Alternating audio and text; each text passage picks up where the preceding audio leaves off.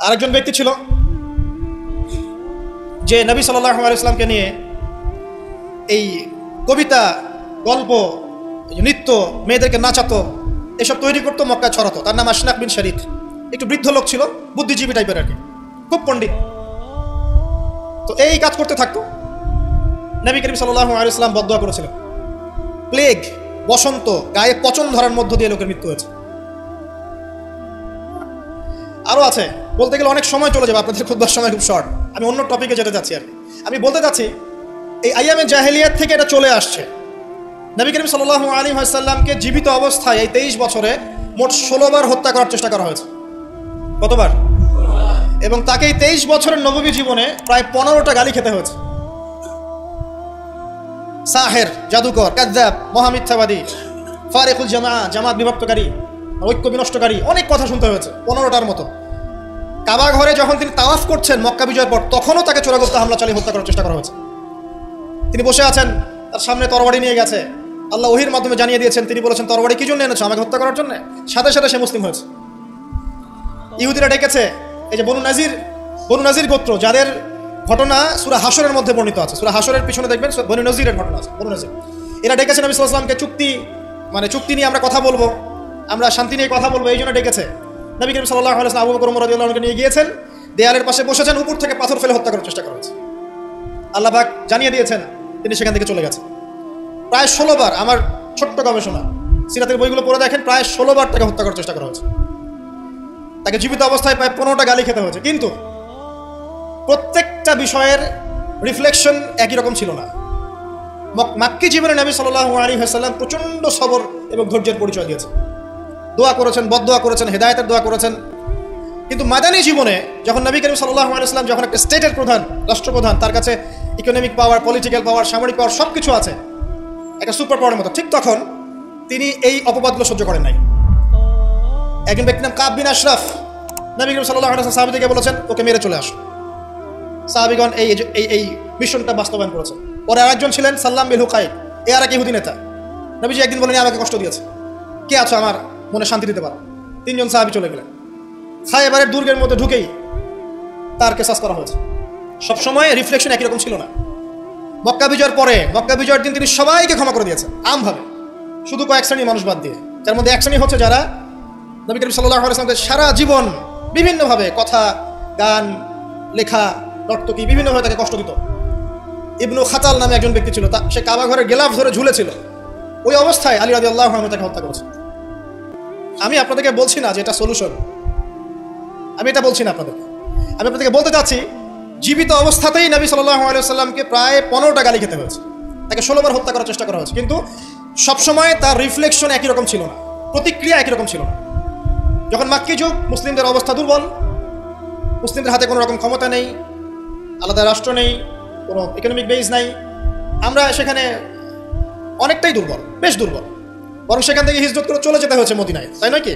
সেক্ষেত্রে ওই জায়গায় নবী করিম সাল্লাল্লাহু আলাইহি ওয়াসাল্লাম কোনো রকম সামরিক এগ্রেশন নেন নাই, কোনো রকম সামরিক বা আঘাতের বদলে আঘাত, এই টাইপের কোনো কনক্লুশনে তিনি যাননি। সবর করেছেন, বদদোয়া করেছেন। ঠিক যেমন আমি বললাম, আমাদের করণীয় এখন এটাই, সবর করতে হবে, আপনাকে বদদোয়া করতে হবে, আপনি নিজের রাসূলের আদর্শের উপর থেকে দেখাবেন, ইত্যাদি ইত্যাদি। এখন আপনার সেই ক্ষমতা নাই, সিম্পল। এখন আপনি এরকম কোনো ইনিশিয়েটিভ নিতে যাবেন না। এই অবস্থায় আপনি এরকম কোনো ইনিশিয়েটিভ নিতে যাবেন না যেমনটা নবীজি মদিনায় নিয়েছিলেন। তাহলে মুসলিমরা উল্টা ক্ষতির মধ্যে পড়তে পারে, বরং জমিন মুসলিমদের জন্য আরো সংকুচিত হয়ে আসতে পারে। কিন্তু মদিনার যুগে নবী সাল্লাল্লাহু আলাইহি ওয়াসাল্লামের যখন সেরকম ক্ষমতা ছিল, তখন তিনি অ্যাকশন অন্যরকম নিয়েছেন। যদি কখনো এই জমিনে আল্লাহ পাক ইসলামকে আবার সেই জায়গায় নিয়ে যান, তখন সেই অ্যাকশন নেওয়া হয়।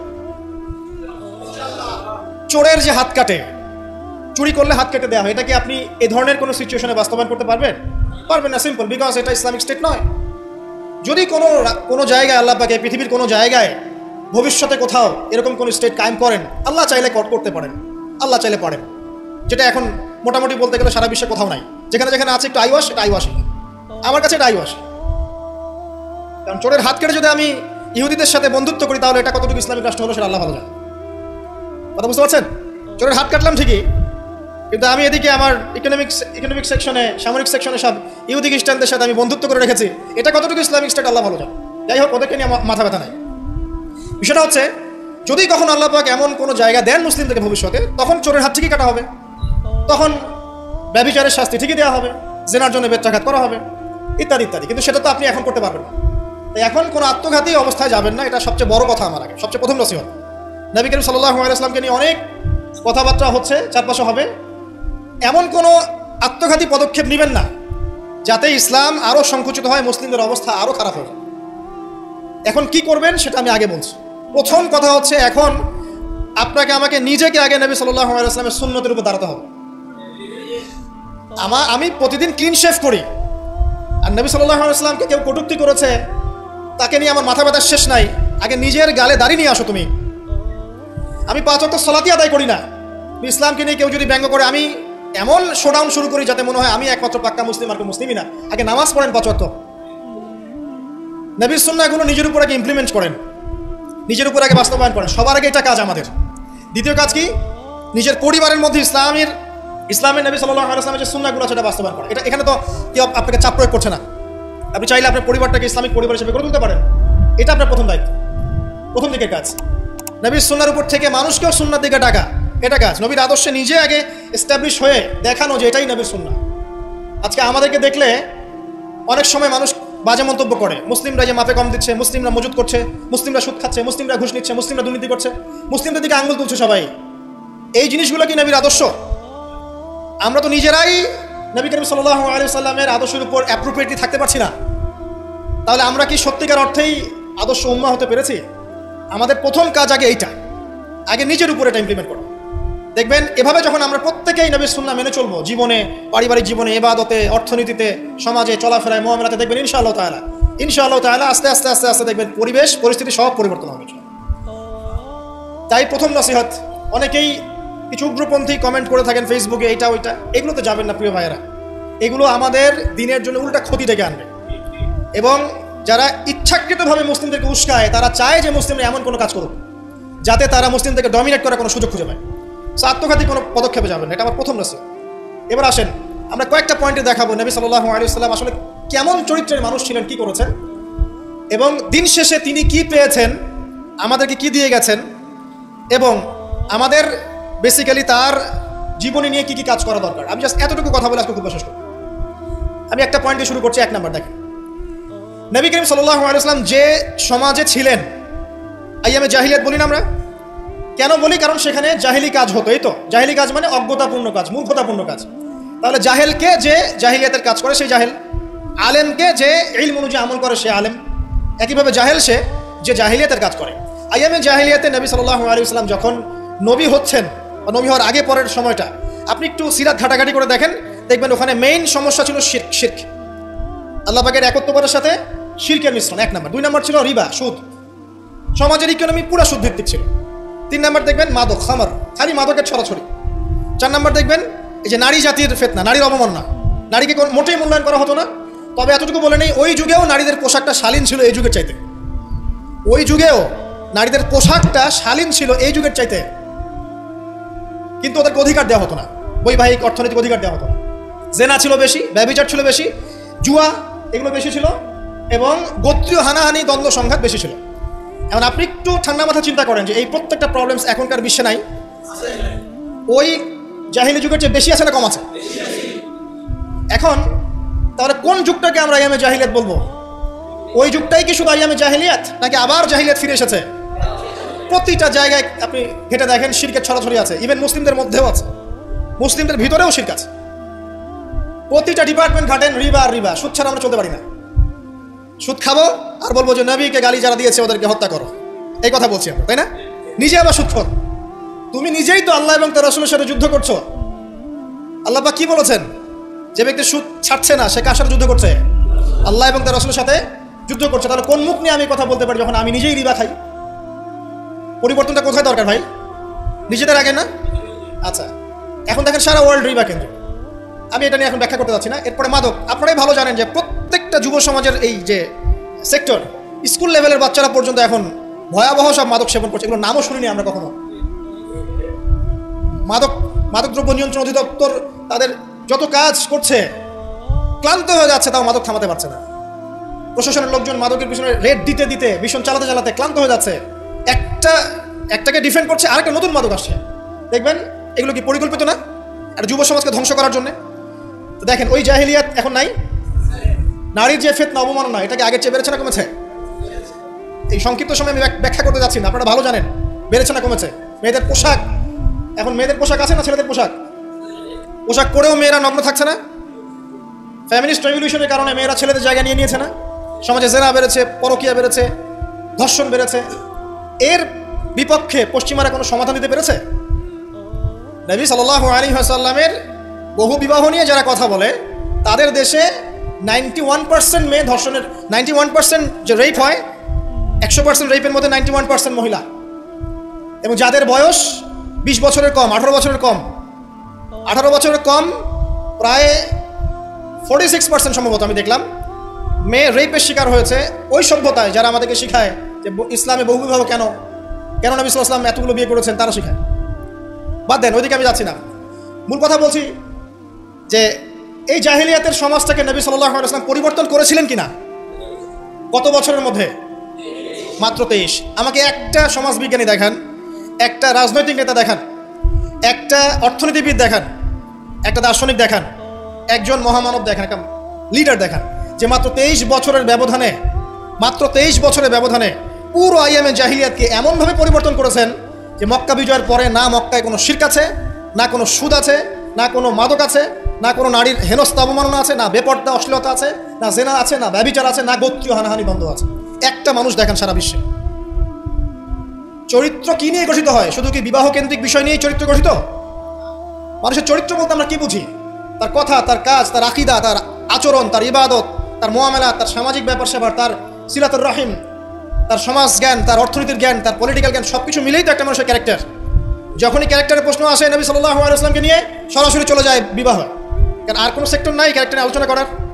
ওগুলো তো ডিফেন্ড করাই যাবে। যাদের সাথে এই পর্যন্ত বাহাসে বসেছেন তারা তো আর ওই বিষয়গুলো বোঝে না যে কোন জ্ঞান দিয়ে এই ইন্টারনালি ব্লাইন্ড সেকুলার প্রজন্মকে ডিফেন্ড করা যায়।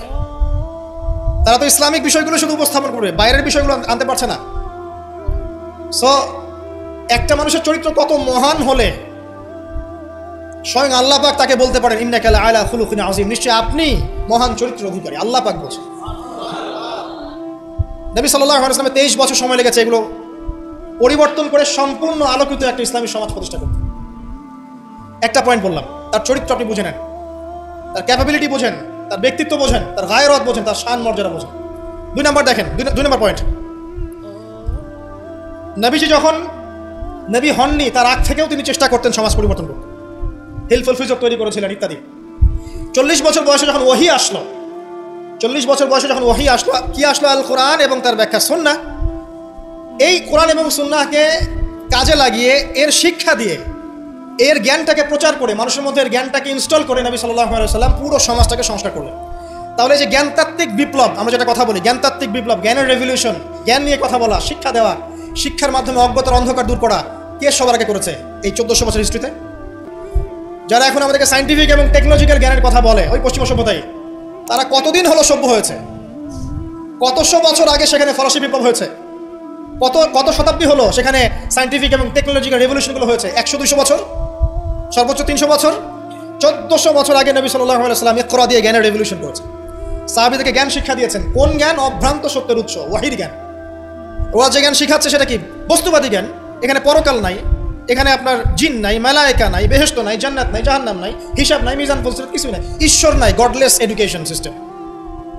ওদের ভাষায় গড বলেছে, এটা নিয়ে আবার বিতর্কিত করেন না। কথা বলতেও ভয় পাই আমি, না জানি। আর আমি মুসলিমদেরকে বেশি ভয় পাই, কারণ তারাই বিতর্কিত করতে বেশি পছন্দ করে। গডলেস বলতে বুঝিয়েছি তাদের ভাষায় ঈশ্বরহীন একটা সিস্টেম। তো আমরা জ্ঞানের যে সিলসিলা দিয়েছি 1400 বছর আগে, ইকরা বিসমি রাব্বিকাল্লাযী খলাক দিয়ে, প্রত্যেকটা সাহাবী, আবু বকর, ওমর, ওসমান, আলী থেকে শুরু করে একদম শেষ পর্যন্ত দেখবেন সবাই এই জ্ঞানের আলোয় আলোকিত হয়েই সমাজ পরিবর্তন করেছে। মক্কার 13 বছরে আমরা ছিলাম, একজন সাহাবী কি কোনো কাফেরের উপর হাত তুলেছিল? দেখাতে পারবেন?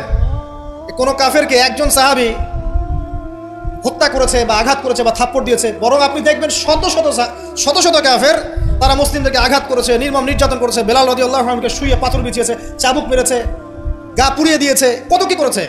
আবিসিনিয়ায় চলে যেতে হয়েছে, তায়েফে গিয়ে নবী সাল্লাল্লাহু আলাইহি ওয়াসাল্লামকে নিজের মার খেয়ে আসতে হয়েছে। এই যে 13 বছর সহনশীলতার পরিচয় দিয়েছেন এই শিক্ষায় শিক্ষিত মানুষরা, তারা কি উগ্র ছিলেন? তারা সন্ত্রাসী ছিলেন? তাদেরকে কি তরবারির জোরে ইসলাম কবুল করানো হয়েছে? এই 13 বছর যে সাহাবীরা ইসলাম কবুল করেছেন তারাই তো পরে বদর যুদ্ধ করেছে, পরে হুদে গিয়েছেন, পরে খন্দক খায়বারে গিয়েছেন। এই যে বেসিকটা তৈরি করেছি আমরা মক্কার 13 বছরে, এই 13 বছরটা কি উগ্রতা দিয়ে প্রদর্শন করা হয়েছিল? কোন রকমের আগ্রাসী মনোভাব প্রচার করা হয়েছে? কিচ্ছু করা হয়নি। শুধু জ্ঞান তাত্ত্বিক সলিউশন দেওয়া, জ্ঞান শিক্ষা দেওয়া হয়েছে, কোরআন শিক্ষা দেওয়া হয়েছে, হাদিস শিক্ষা দেওয়া হয়েছে। এই শিক্ষার মধ্য দিয়ে যখন ভিতরটা পরিবর্তন হয়েছে তখন মানুষ আল্লাহর কাছে আত্মসমর্পণ করেছে। এই ছিল আমাদের মক্কার 13 বছর। তাহলে যে জ্ঞানের কথা বলি আমরা, যে মানুষটার কাছে কোরআনের মতো কিতাব আসে, এক বাক্যে আপনি আমাকে বলেন কোরআনের একটা আয়াত থেকে মিথ্যা প্রমাণ করতে পারবে? কোরআন কারীমের মধ্যে যাররা পরিমাণ কি মিথ্যা আছে বা অমানবিক কোনো বিষয় আছে? মানুষ ভুলভাবে সেটাকে উপস্থাপন করে, কিন্তু যদি সঠিকভাবে উপস্থাপন করতে পারে বা সৎসাহস থাকে, পশ্চিমকালেও কোরআনে আপনি যাররা পরিমাণ ফল্ট পাবেন না। যালিকাল কিতাব লা রাইবা ফি, কোনো সন্দেহ নাই। এখন বলেন, এত পবিত্র একটা কিতাব একজন পবিত্র মহাপবিত্র সত্তার কাছ থেকে এসেছে, আর একজন জিবরাইল আলাইহিস সালাম ফেরেশতাদের লিডার, তিনি এটা বহন করে এনেছেন। এখন যে মানুষটার উপরে এটা নাজিল করা হচ্ছে তিনি কত পবিত্র চরিত্রের অধিকারী, এখন আপনি চিন্তা করেন। যদি তার চরিত্রের মধ্যে যাররা পরিমাণ অপবিত্রতা থাকতো তাহলে কোরআন কি তার উপর নাজিল হতো? আপনারা বুঝতে পারছেন? মনে করেন আমাদের চরিত্রে কি অসংখ্য অপবিত্রতা আছে না? আমার উপরে কি আল্লাহর নূর, আল্লাহর এই যে কিতাব ওহী এগুলো অবতীর্ণ হওয়ার সুযোগ আছে কোনো? নাই। আল্লাহ পাক পবিত্র মানুষদেরকে বাছাই করেন। আল্লাহ রাব্বুল আলামিন সবচেয়ে পবিত্র মানুষকে বাছাই করেছিলেন মহাপবিত্র কিতাব দেওয়ার জন্য। এটাই তো যথেষ্ট তার চরিত্র ব্যাখ্যা করার জন্য। আর কি প্রয়োজন? যার কাছে কোরআন নাজিল হতে পারে তার চরিত্র নিয়ে কথা বলার কোনো অবকাশই নাই। তিনি যে কাজই করেছেন, যখন যে কথাই বলেছেন, যে ইনিশিয়েটিভ নিয়েছেন, প্রত্যেকটাই আল্লাহর হুকুমেই নিয়েছেন, এর হুকুমের বাইরে কিছু করেন না। শুধু তাই নয়, তার শত্রুরা পর্যন্ত মক্কায় কখনো বলতে পারেনি তিনি মিথ্যাবাদী, তিনি মাপে কম দেন, তিনি ওয়াদা খেলাফ করেন, তিনি অমুক, তিনি তমুক। তার শত্রুরা পর্যন্ত এটা বলতে পারেনি। বরং তার শত্রুরা বলেছিল এইভাবে যে তোমাকে আমরা অবিশ্বাস করি না, বরং তুমি যে কোরআনের কথা বলছো এটাকে আমরা অস্বীকার করছি। এটা 2 নম্বর পয়েন্ট। জ্ঞানের রেভলিউশন আমরা দিয়েছি, নবী সাল্লাল্লাহু আলাইহি ওয়াসাল্লাম দিয়েছে। আর এই জ্ঞান না থাকলে আপনি তো শূন্য। আমরা ঠিকই তো আছি জ্ঞানের উপরে। আর একটা বিষয় সবার কান খুলে শুনে রাখা উচিত, পবিত্র কোরআন এবং সহিহ সুন্নাহ বা নবী সাল্লাল্লাহু আলাইহি ওয়াসাল্লামের সুন্নাহর মধ্যে এমন কোনো বিষয় নাই যেটা ব্যাখ্যা করা হয়নি। এটা মানতে যদি আপনার আপত্তি থাকে, আমরা আপনার সাথে লড়াই করব না, আমরা আপনার সাথে ঝগড়া করব না, বিবাদ করব না, আপনাকে আঘাত করব না। কিন্তু আপনাকে বিনয়ের সাথে বলবো, আপনি আরও 10 বার স্টাডি করেন, আপনি আরও 10 বার স্টাডি করেন, কোরআন এবং সুন্নাহকে আরও 10 বার স্টাডি করেন। আপনি খুঁজে পাবেন ইনশাআল্লাহ কোরআন এবং সুন্নাহর মধ্যে কোনো রকমের ভুল ত্রুটি, মানবতা বিরোধী কিছু নেই। আল্লাহ পাক আমাদের সবাইকে বোঝার তৌফিক দান করুন। এগুলো রাখেন তো ভাই, এই বুদ্ধি দিচ্ছে, আপনি রাখেন, এটা রাখেন।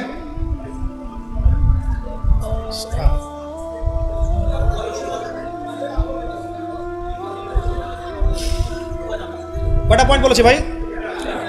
শেষ করছি, সময় কম। তৃতীয় পয়েন্ট শোনেন, তৃতীয় পয়েন্টটা শোনেন।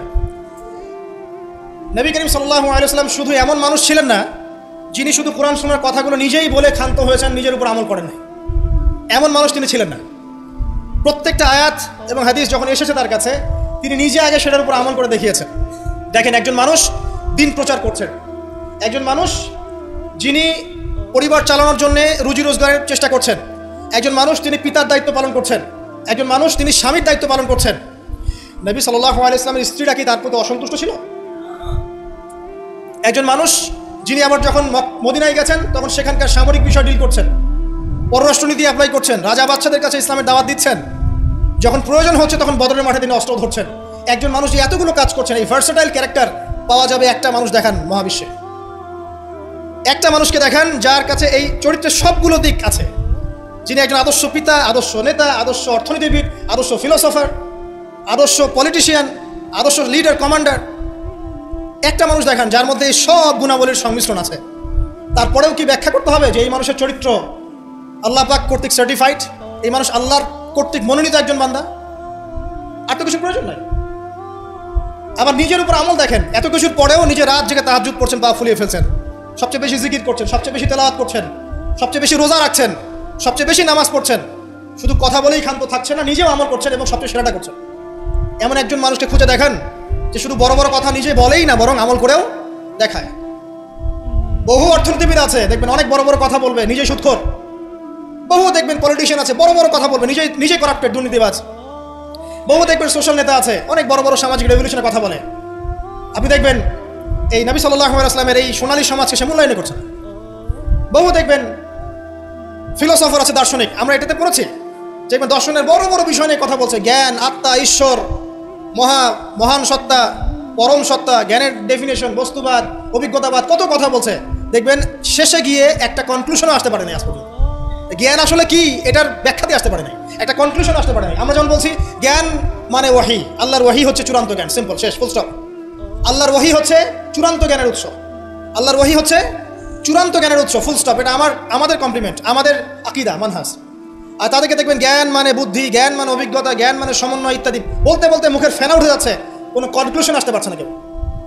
নবী সাল্লাল্লাহু আলাইহি ওয়াসাল্লাম এমন একজন মানুষ ছিলেন যিনি সবকিছু শুধু আলোচনা করেই, ব্যাখ্যা করেই আর মানুষকে দাওয়াত দিয়ে ক্ষান্ত ছিলেন না, বরং তিনি কাজ করে দেখিয়েছেন। অ্যাজ এ ফিলোসফার তিনি সফল, অ্যাজ এ পলিটিশিয়ান সফল, অ্যাজ এ সামরিক লিডার তিনি সফল, একজন কূটনীতিবিদ তিনি সফল, সমাজবিজ্ঞানী তিনি সফল, অ্যাজ এ ফাদার তিনি সফল, অ্যাজ এ হাজব্যান্ড তিনি সফল। কি চাচ্ছেন? একজন মানুষের মধ্যে এত কোয়ালিটি থাকার পরেও তার চরিত্র নিয়ে কথা বলছেন। ওই যে বিয়ে, আয়েশা রাদিয়াল্লাহু আনহাকে কেন বিয়ে করলেন এত কম বয়সে? আপনি কি জানেন রবীন্দ্রনাথ ঠাকুরের বাবা কত বছর বয়সে বিয়ে করেছেন? আপনি কি জানেন রবীন্দ্রনাথ ঠাকুর নিজে কত বছর বয়সে বিয়ে করেছেন? এবং যাকে বিয়ে করেছেন তার বয়স কত ছিল? সে তো আপনাদের ট্যাগর। তিনি বিয়ে করেছেন 17 বছর বয়সে বা 18 বছর বয়সে, এবং তার স্ত্রীর বয়স ছিল 11 বছর। ওই এটা নিয়ে তো কোনো কথা বলেন না কখনো। সুবহানাল্লাহ, এটা বলতে গেলেও সময় চলে যাবে। তাওরাত, ইহুদিরা কথা বলে এখন এগুলো নিয়ে।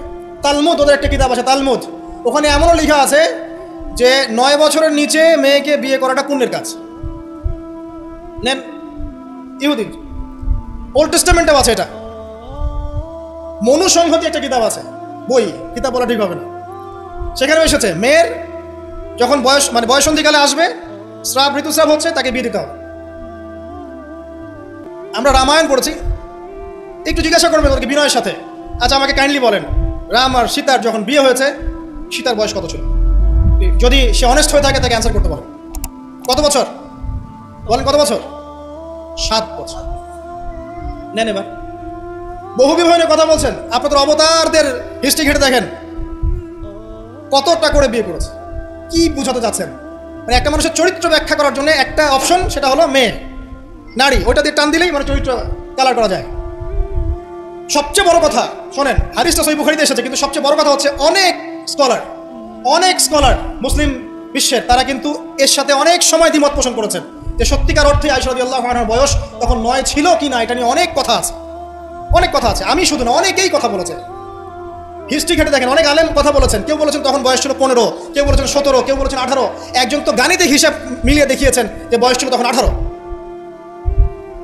আর একটা কথা আসলেই চোখ বন্ধ করে এটাকে হজম করে নিয়ে আমরা এটাকে ডিফেন্ড করার চেষ্টা করি। সুবহানাল্লাহ, বাদ দেন, ওইদিকে যাচ্ছি না। আমরা এই বিষয়গুলোকে নিয়ে তর্ক করার জন্য খুতবার আয়োজন করছি।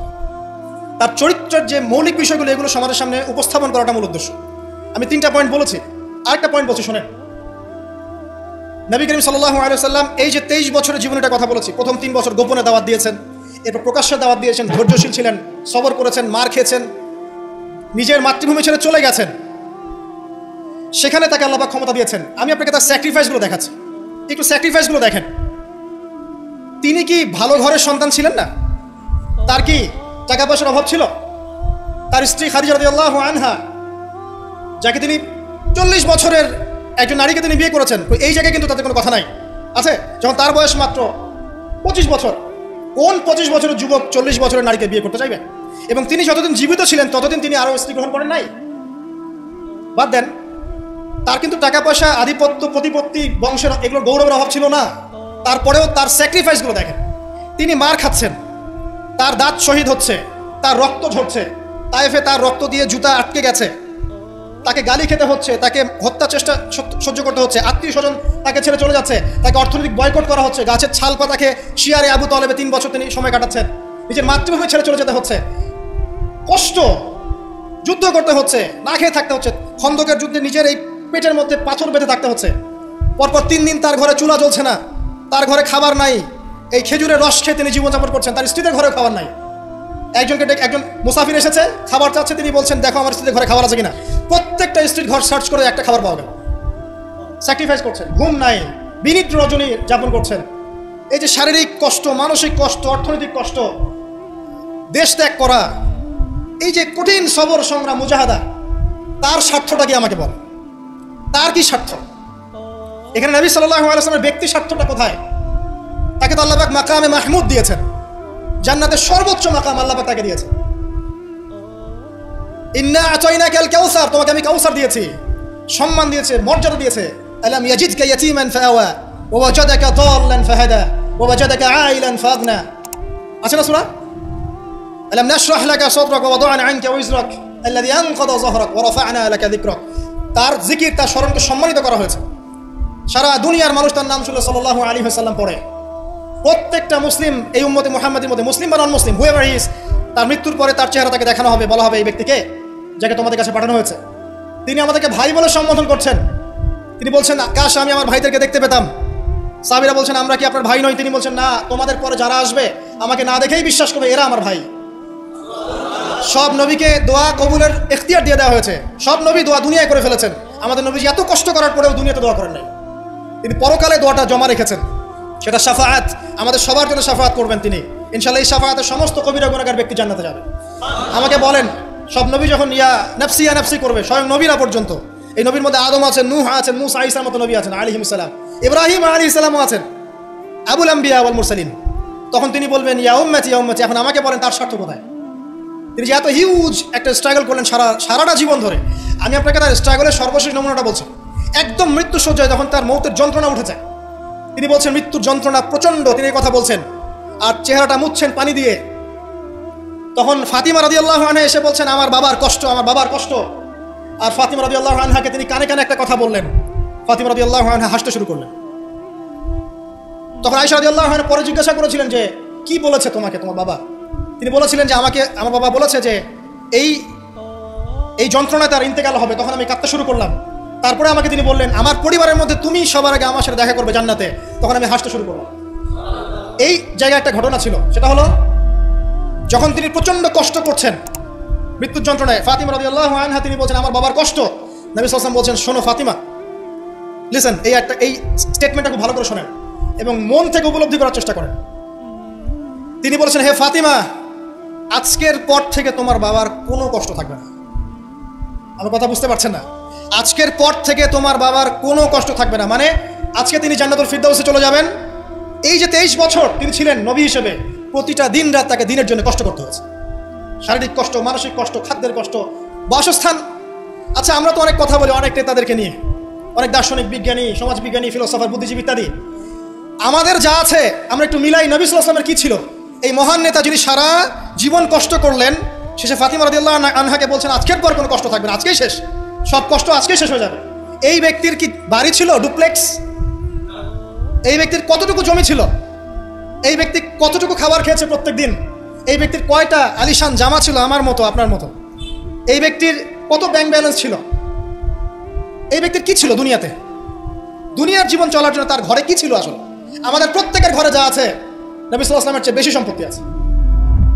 এই হিউজ স্ট্রাগল তিনি করলেন কার জন্য, মানে কাদের জন্য? তিনি পেলেনটা কি? এক কথায় উত্তর হচ্ছে এই কষ্ট তিনি করেছেন উম্মতে মুহাম্মাদির জন্য। আফসোস, দুর্ভাগ্য যে আজকে উম্মতে মুহাম্মাদির মধ্যে এক শ্রেণীর মানুষ তার চরিত্র নিয়ে কথা বলে, দুঃসাহস করে, লজ্জায় তাদের মাথা হেড হয়ে যায় না। লজ্জা থাকতে হয় মানুষের মধ্যে। তো ধরেন কেউ একজন আপনার প্রতি ইহসান করেছে, অনেক উপকার করেছে আপনার, আপনি যদি তাকে নিয়ে ভালো মন্দ কথা বলা শুরু করেন, বুঝতে হবে আপনার নির্লজ্জ প্রকৃতির মানুষ, আপনি লজ্জাই নেই আপনার। আপনি একজন মানুষের কাছে ইহসান গুজার, সে আমার জন্য কত পরিশ্রম করেছে, আপনার তো তার পা ধুয়ে দেওয়া উচিত। সাহাবা ইকরাম রাদিয়াল্লাহু আনহুম এই কাজটাই করতেন এবং তারা আল্লাহ এবং তার রাসূলকে আপন মনে করতেন। কোনোদিন তার কাছে গিয়ে কোনো হাত যে পেতেছে কখনো ফিরে আসে নাই খালি হাতে। কোনোদিন কেউ দান চেয়েছে তিনি ফিরিয়ে দেননি। একদিন নামাজে দাঁড়িয়েছেন, ইকামত হওয়ার পরে আবার বাসা চলে গিয়েছেন। সাহাবীরা অবাক, কি ব্যাপার? একটু পর ফিরে আসলেন, বললেন আমার কাছে কিছু দিনার ছিল, এগুলো সাদাকা করে দিয়ে তারপরে নামাজে দাঁড়ালেন। সবসময় সত্য বলেছেন, সত্যের উপর ঠেকেছেন, এতিমদের খোঁজ নিয়েছেন, বিধবাদের পাশে ছিলেন, উম্মাহকে ঐক্যবদ্ধ করেছেন, মানুষের মাঝে ভেদাভেদ দূর করেছেন, এক ওয়ান উম্মাহ ন্যাশন গঠন করেছেন, সুদ দূর করেছেন, মাদক দূর করেছেন, শিরক দূর করেছেন, আল্লাহ ভোলা মানুষকে আল্লাহকে চিনিয়েছেন, পরকালকে চিনিয়েছেন, মানুষকে জান্নাতের পথ দেখিয়েছেন। কি করেন নাই? আপনি আমাকে একটা সেক্টর দেখান যেটা মানুষ করার বাকি থাকে, যেটা তিনি করেন নাই। একটা সেক্টর দেখান। তারপরে এই মহান মানুষের সম্পর্কে আমরা বাজে ধারণা লালন করছি, আজে বাজে কথা বলছি। দেখুন, এখন মুসলিমদের হয়তো কিছু করার নাই, বদদোয়া তারা করবে, এবং এই বদদোয়ায় নিঃসন্দেহে ইফেক্টেড হবে তারা যারা নবী সাল্লাল্লাহু আলাইহি ওয়াসাল্লামের সাথে শত্রুতা করছে, কোনো সন্দেহ নাই। কিন্তু এমন একটা সময় আসবে, দেখবেন আজকে থেকে 100, 200, 500 বছর, কত বছর আমরা জানি না, যে এই পৃথিবীর বুকে নবী সাল্লাল্লাহু আলাইহি ওয়াসাল্লামকে নিয়ে একটা বাজে মন্তব্য করার মানুষ অবশিষ্ট থাকবে না ইনশাআল্লাহ। এটা আসবেই। তবে ননসেন্স প্রশ্ন আমি জানি না, কিন্তু আল্লাহ এবং তার রাসূল কোরআন হাদিসে বলেছেন আসবেই। আসসালামু আলাইকুম। ভিডিওটা যদি ভালো লাগে তাহলে ভিডিওতে একটা লাইক, কমেন্ট, শেয়ার এবং নতুন দর্শক হয়ে থাকলে অবশ্যই চ্যানেলটা সাবস্ক্রাইব করবেন। ধন্যবাদ।